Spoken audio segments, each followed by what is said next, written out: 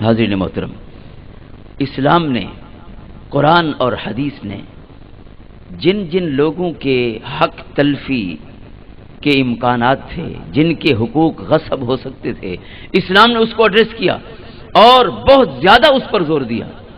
آپ قرآن کو پڑھیے، آپ حدیث کو پڑھیے، سب سے زیادہ جس حق پہ اسلام نے زور دیا ہے وہ میاں اور بیوی کا باہمی حق ہے۔ والدین سے بھی بڑھ کر اس حق پہ زور دیا گیا ہے۔ میاں اور بیوی کے جو باہمی حقوق ہیں، اسلام نے اس پر زور دیا ہے۔ پیغمبر اسلام صلی اللہ علیہ وسلم نے اپنے آخری خطبہ حجۃ الوداع میں تقریباً اس کا جو 1/3 ہے یا 1/4 ہے خطبے کا، اس سارے کا تعلق بیوی کے حقوق کے ساتھ ہے۔ بیوی کے حقوق کے ساتھ ہے۔ کیوں؟ جس گھر میں امن نہیں ہوتا، اس گھر کے باسی جب باہر نکلتے ہیں تو کبھی امن اور محبت کے سفیر بن کے نہیں جاتے۔ جو گھر سے لڑ کے جاتے ہیں وہ دفتر میں بھی لڑتے رہتے ہیں۔ اسعد ہے نا، آج گھر لڑ کے آیا اسی۔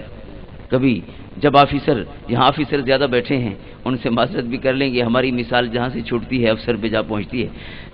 بہرحال آفیسر جو ہیں جب کبھی غصے میں ہوتا ہے تو کہتے ہیں گھر سے لڑ کے آیا ہوگا، گھر سے لڑ کے آیا ہوگا۔ یہ کہنے کی بات ہے، لیکن یہ بہت حد تک حقیقت بھی ہے۔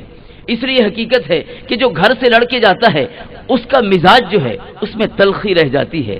اگر گھر سے نکلتے ہوئے مٹھاس رہ جائے تو مٹھاس بانٹتا پھرے گا، اور اگر گھر سے نکلتے ہوئے تلخی لے کے گیا ہے تو تلخی بانٹتا پھرے گا۔ یہ حقیقت ہے۔ جس کے گھر میں امن نہیں ہوتا وہ باہر بھی امن کا سفیر بن کے نہیں جاتا۔ جس کے گھر میں سکون ہوتا ہے اس کے کولیگز بھی سکون سے ہوتے ہیں، اس کے ماتحت بھی سکون سے ہوتے ہیں، بس میں اس کے ساتھ سفر کرنے والے بھی سکون میں ہوتے ہیں۔ ہم بس میں 7 سیٹ والے سے کیوں لڑتے ہیں جس کے ساتھ کل 15 منٹ کا سفر ہے، آدھے گھنٹے کا سفر ہے، اور ہم پھر بھی لڑ کے اترتے ہیں؟ زندگی بھر اس سے کبھی نہیں ملنا، زندگی بھر کبھی نہیں ملنا، لیکن ہم لڑ کے اترتے ہیں۔ اسلام اتنا محتاط مذہب ہے، دنیا کا کوئی مذہب اسلام کا مقابلہ نہیں کر سکتا۔ قرآن کریم نے وہ جو تھوڑی دیر کو بس کی سیٹ پہ آپ کے ساتھ بیٹھا ہے، اسلام نے اس کا نام لے کے حکم دیا ہے کہ اس کے ساتھ حسن سلوک سے پیش آئیے۔ سبحان اللہ۔ قرآن نے کہا وَالصَّاحِبِ بِالْجَنْبِ، وہ جو ایک لمحے کو کہیں آپ کے ساتھ بیٹھا ہے۔ سودا خریدتے ہوئے دکان پہ اکٹھے ہو گئے ہیں، یا وہ دکاندار ہے یا وہ آپ کا گاہک ہے، یا دونوں گاہک ہیں کسی ایک ہی دکان پہ اکٹھے ہیں، یا بس کی سیٹ پہ اکٹھا ہے، یا بس اڈے پہ اکٹھا ہے، کہیں بھی کسی سے آپ کا انکاؤنٹر ہوا ہے، آپ کی مڈ بھیڑ ہوئی ہے، آپ کی ملاقات ہوئی ہے، ایک لمحے کی ملاقات کے لیے بھی قرآن کہتا ہے کہ مومن کی یادیں اچھی لے کے جائے، بری یادیں لے کے نہ جائے۔ وَالصَّاحِبِ بِالْجَنْبِ، ایک لمحے کے لیے بھی جو ملے اس کے ساتھ حسن سلوک کرنا ہے، اور وہ جو بیچاری آپ کے گھر میں آن بسی ہے اس کے ساتھ سلوک کیسا ہونا چاہیے؟ جو اپنے باپ کو چھوڑ آئی ہے، اپنی ماں کو چھوڑ آئی ہے، اپنی بہنوں کو چھوڑ آئی ہے، اپنے بھائیوں کو چھوڑ آئی ہے، اور اپنے بابا کے اس گھر کو چھوڑ آئی ہے جس گھر میں اس کے بچپن کی یادیں وابستہ ہیں، جس گھر کی ایک ایک دیوار اس کی بچپن کی کتنی یادوں کی امین ہے، اس گھر کو، اس وسیب کو، گلی میں کھیلتے ہوئے ان بچوں کو جو بچے بھی اس کی محبتوں کا حصہ ہیں، جس گلی کے جانور بھی اس کی محبتوں کا حصہ ہیں، وہ سارے شہروں کو، اس سارے گھر کو، سارے رشتوں کو چھوڑ آئی ہے۔ اب جب گھر جائے گی تو آپ کی اجازت کے ساتھ جائے گی۔ جو سب کچھ آپ کے لیے تج آئی ہے، وار آئی ہے، اس کا حق یہ بنتا ہے کہ صبح شام اس سے لڑائی کی جائے۔ جو آپ کے لیے سب کچھ چھوڑ آئی ہے، آپ اس کے لیے کچھ بھی نہیں چھوڑ سکتے۔ اللہ کے رسول نے جو قرآن دیا ہے، اللہ کا عطا فرمودہ کلام دیا ہے، اس کا حکم ہے عاشروہن بالمعروف، مرد پر یہ لازم ہے کہ اپنے بیویوں سے ہمیشہ اچھا سلوک کریں، نیکی کا سلوک کریں۔ کیوں؟ لڑائی کا آغاز یہاں سے ہوگا۔ جب آپ گھر میں لڑیں گے تو آپ باہر کیسے محبت سے رہیں گے؟ آپ کے گھر میں محبت ہونی چاہیے، امن ہونا چاہیے، ایک دوسرے کا احترام ہونا چاہیے۔ اور پھر قرآن کریم نے فرمایا فَإِن كَرِهْتُمُوهُنَّ شَيْئًا فَعَسَىٰ أَن تَكْرَهُوا شَيْئًا وَيَجْعَلَ اللَّهُ فِيهِ خَيْرًا كَثِيرًا۔ قرآن کہتا ہے ہم نے مانا تمہیں بیوی کی کوئی عادت اچھی نہیں لگتی، تمہیں بیوی کی کوئی عادت اچھی نہیں لگتی، ہم مانتے ہیں، لیکن یہ تو بتاؤ کیا دنیا میں حسن کا معیار تم ہو کہ تمہیں جو اچھا لگے وہ اچھا ہو، اور تمہیں جو اچھا نہ لگے وہ اچھا نہ ہو؟ فی الواقع سبحان اللہ، حسن کا معیار تم ہو۔ ہر شخص کا اپنا معیار ہے حسن کا۔ کسی کو موٹی آنکھیں اچھی لگتی ہیں، کسی کو چھوٹی اچھی لگتی ہیں، کسی کو گورا رنگ بھاتا ہے، کسی کو سانولا بھاتا ہے، کسی کو کالا بھاتا ہے۔ مختلف کلرز، مختلف رنگ، مختلف قد انسان کی پسند ہے. کیا تم معیار حسن ہو کہ تمہیں اگر بیوی کی کوئی عادت اچھی نہیں لگتی واقعتاً وہ اچھی نہ ہو، فی الواقعہ وہ اچھی نہ ہو؟ قرآن نے کہا ہو سکتا ہے جو عادت آپ کو نہیں بھاتی فَعَسَىٰ أَن تَكْرَهُوا شَيْئًا وَيَجْعَلَ اللَّهُ فِيهِ خَيْرًا كَثِيرًا، جو عادت آپ کو بیوی کی اچھی نہیں لگتی ہو سکتا ہے آپ کے رب کو وہی عادت سب سے زیادہ بھاتی ہو، اس اللہ کو جو اس کا خالق ہے. اللہ اکبر، کیسا خوبصورت حکم دیا ہے بیوی سے اس نے سلوک کا. وہ کپڑے اچھے نہیں دھوتی، صاف نہیں کرتی کپڑے، تو ہو سکتا ہے وہ کھانا اچھا پکاتی ہو.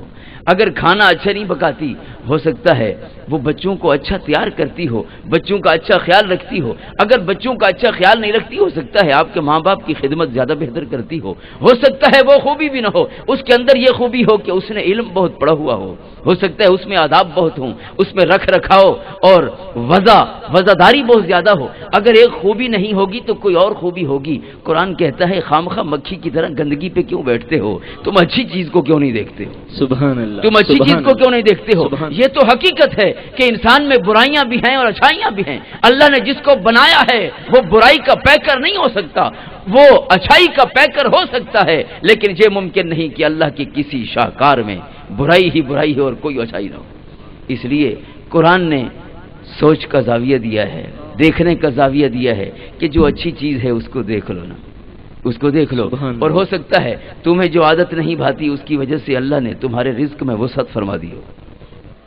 یجعل اللہ فیہ خیرا کثیرا کا لفظ ہے کہ اس میں اللہ نے بہت زیادہ خیر رکھ دیا ہو سکتا ہے جو عادت آپ کو اچھی نہیں لگتی اس کی وجہ سے آنے والی بہت سی مشکلات آپ سے دور ہو جاتی ہوں، بہت سے دکھ آپ سے دور ہو جاتے ہوں، اس کی وجہ سے رزق میں وسعت ہو، اس کی وجہ سے اللہ نے آپ کو پھول جیسے بچے دیے ہوں. وہی عادت جو آپ کو نہیں بھاتی ہو سکتا ہے اللہ کی ساری نعمتوں کا دروازہ صرف اسی عادت نے آپ کے لیے کھول دیا. سبحان اللہ. سبحان. اور صرف یہی نہیں ہے، حدیث پاک نے مسئلے کو اور آگے بڑھایا ہے. فرمایا تم بیویوں پہ یہ احسان بھی مت کرنا کہ ہم تمہیں کما کے کھلاتے ہیں، تم تو آرام سے گھر میں بیٹھی رہتی ہو.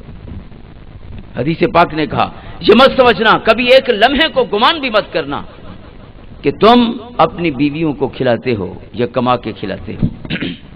حدیث پاک نے فرمایا انتم ترزقون وتنصرون بضعفائکم، تم نہیں کھلاتے، سارا دن صبح سے لے کے شام تک تھکتے تم ہو، پسینہ پسینہ تم ہوتے ہو، لیکن اللہ پھر بھی جب دیتا ہے تو تمہاری تھکاوٹ کی وجہ سے نہیں دیتا، تمہارے پسینے کی وجہ سے نہیں دیتا، جب بھی دیتا ہے گھر میں بیٹھی ہوئی بیوی کی وجہ سے دیتا ہے.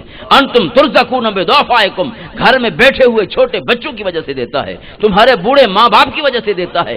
جن بوڑھوں کو، جن بچوں کو، جن عورتوں کو تمہارے زیر کفالت ہیں انہیں کھلاتے ہو، جب بھی رزق کا دروازہ کھلتا ہے ان کے صدقے کھلتا ہے. تمہیں بھی رزق ان کی وجہ سے ملتا ہے، انہیں بھی رزق انہی کی وجہ سے ملتا ہے. سبحان اللہ. سبحان اللہ. قرآن نے مسئلہ حل کر دیا ہے، حدیث نے مسئلہ حل کر دیا ہے. وہ چیزیں جو ہمیں آپس میں لڑوا سکتی ہیں وہ مسئلہ حل ہو گیا ہے. ہم اس لیے لڑتے نا کہ روز کہتی ہے یہ لے آؤ وہ لے آؤ، حدیث کہتی ہے کہ تمہیں ملا بھی اسی کی وجہ سے ہے. اب اگر اس نے فرمائش کر دی ہے، اب خود آپ 2 جوڑے پہن رہے ہیں، اسے 1 جوڑا کیوں دلاتے ہیں؟ اگر 10 دے سکتے ہو تو پھر 10 دو، کیوں؟ لینفق ذو سعۃ من سعتہ. قرآن نے کہا ہے کہ جتنی استطاعت ہے خامند کی اس استطاعت کے مطابق خرچ کرے اپنے گھر والوں. یہ نہیں کہ استطاعت تو لاکھوں کی ہے اور خرچ کرتا ہے سینکڑوں میں یا ہزاروں میں، یہ اسلام نہیں ہے. جب اس طرح کرے گا تو ظاہر ہے ان میں احساس کمتری پیدا ہوگا، احساس محرومی پیدا ہوگا جو لڑائی جھگڑے کا سبب بنے گا. اس لیے اسلام وہ سوراخ پیدا ہی نہیں ہونے دیتا جہاں سے کبھی زمانے میں، کسی وقت، تاریخ میں آنے والے زمانے میں کسی بھی وقت جہاں سے بدامنی جنم لے سکتی ہو، اسلام وہ سوراخ بھی بند کر دینا چاہتا ہے. سبحان اللہ. سبحان اللہ. یہ ہمارا قرآن ہے، یہ ہماری حدیث ہے، یہ پیغمبر اسلام صلی اللہ علیہ وسلم کی سنتیں ہیں، حضور کا طریقہ ہے. تنصرون کا لفظ بھی ہے. فرمایا تمہیں نہیں پتا کہ گھر میں جو بیٹھی ہیں عورتیں ہیں یا بچے ہیں یہ سارا دن آرام سے اپنا کام کرتے رہتے ہیں، چاہے کھیلتے کودتے رہتے ہیں، لیکن تمہیں نہیں پتا کہ کتنی آنے والی مشکلیں ان کی وجہ سے ٹل جاتی ہیں. تمہیں بتاتی بھی نہیں کہ کتنی مشکلیں تمہارا مقدر تھیں اور اللہ نے تمہارے بچوں کو دیکھا، تمہارے پسینے کو نہیں دیکھا، تمہارے آنے جانے کو نہیں دیکھا، اور تم بڑے تھے اللہ نے تمہارے گناہوں کو بھی نہیں دیکھا. تمہارے معصوم بچوں کی وجہ سے اللہ نے تمہارے بہت سی مشکلات سے تمہیں محفوظ فرما دیا. سبحان اللہ. سبحان اللہ. یہ پیغمبر امن و سلامتی صلی اللہ علیہ وسلم کا عطا فرمودہ دین ہے. آقا فرماتے ہیں جو قرآن ہمیں عطا فرمایا ہن لباس لکم وانتم لباس لہن، عورتیں تمہارا لباس ہیں، تم عورتوں کا لباس ہو۔ لباس جسم پہ کیا کام کر رہا ہے؟ یہ موسم کی شدت سے بچاتا ہے، کبھی گرمی سے بچاتا ہے، کبھی سردی سے بچاتا ہے۔ یہ باعث سکون ہوتا ہے، باعث راحت ہوتا ہے، اور لباس کا ایک کام ہے کہ یہ اندر کے سارے عیب ڈھانپ دیتا ہے، اندر جتنے عیب ہیں سب عیبوں کو ڈھانپ دیتا ہے۔ تو اللہ کا قرآن کہتا ہے کہ میاں بیوی ایک دوسرے کے لیے ایسے ہیں جیسے لباس ہوتا ہے، لباس سکون کا سبب ہوتا ہے، لہذا دونوں کو ایک دوسرے کے لیے سکون کا سبب ہونا چاہیے، دونوں کو ایک دوسرے کو موسموں کی شدت سے، حالات اور خطرات سے محفوظ رکھنا چاہیے، اور دونوں کو ایک دوسرے کے لیے عیب چھپانے کا سبب بننا چاہیے۔ میاں بیوی ایک دوسرے کا عیب ظاہر نہ کریں بلکہ عیب کو چھپائیں، کیونکہ لباس کا کام ہی عیب کو چھپا دینا ہے۔ عیب ہوتے ہیں، عیب نہ ہونا نہیں، عیب ہونا تو حقیقت ہے، عیب کو چھپانا میاں بیوی کے آپس کے فرائض کا حصہ ہے۔ حاضرین محترم، اسلام نے اس پر سب سے زیادہ زور دیا ہے تاکہ گھر امن اور سکون والا ہو، یہ جب باہر نکلیں تو باہر بھی سکون اور امن اور محبت کے سفیر بن کے جائیں، جدھر جائیں یہ محبت کی خیرات بانٹتے چلے جائیں۔ سبحان اللہ، جب گھر سکون سے ہوگا تو ہر جگہ سکون